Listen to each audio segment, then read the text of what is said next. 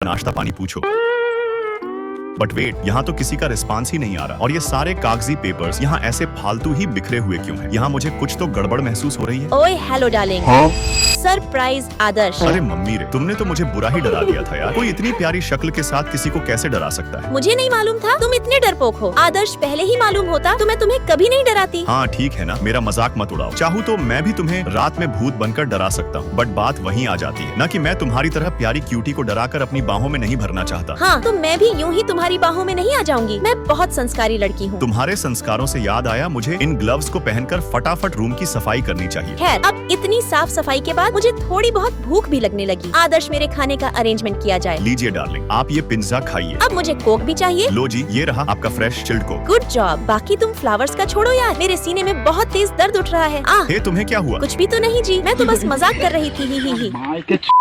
यार इतने सारे सामान को उठाकर तो मेरा हालत खस्ता हो गया, मुझे रेस्ट करना होगा। खैर, रेस्ट तो मुझे भी चाहिए होगा। मैं भी जा रही चैन की नींद सोने। अब ये कैसा मजाक है भाई? सारा का सारा काम मुझे खुद से ही करना पड़ रहा। ये है सुबह 3:10 का समय। मुझे तेज पानी प्यास लगी थी और मैं पानी पी ही रहा था, तभी मुझे बगल वाले रूम से जानवी की आवाज आई। तुम मेरी बातें क्यों नहीं समझ रहे हो उज्जवल? मुझे और पास जाकर सुनना चाहिए। तुम मेरी बातें क्यों नहीं मानती जानवी? यार इतनी रात गए, ये किसके साथ फोन कॉल में लड़ रही है? देखो, अगर तुम्हारी हरकतें हमेशा ऐसे ही रही तो मैं तुम्हारे साथ ही रिलेशनशिप कंटिन्यू नहीं कर पाऊंगा। आई थिंक मुझे चलना चाहिए, वो उनका पर्सनल मैटर है। बट वेट, ये जानवी यहाँ नहीं है तो कहाँ है? अक्सर तो यही हॉल में ही बैठे रहती है। और वेट, ये इतने सारे एंटीबायोटिक किसने यूज किया? मुझे उसके रूम में जाकर चेक करना होगा। और नहीं, यहाँ तो ये जानवी जमीन में लेटी हुई है। ओए उठो, तुम्हें क्या हुआ? मैं बहुत प्रॉब्लम में हूँ आदर्श, मुझे वो नीचे रखी दवाई चाहिए। हाँ लो, ये रखो, मैं तुम्हारे साथ हूँ, तुम्हें ज्यादा टेंशन लेने की जरूरत नहीं है। और वेट, हम तो बहुत करीब हैं।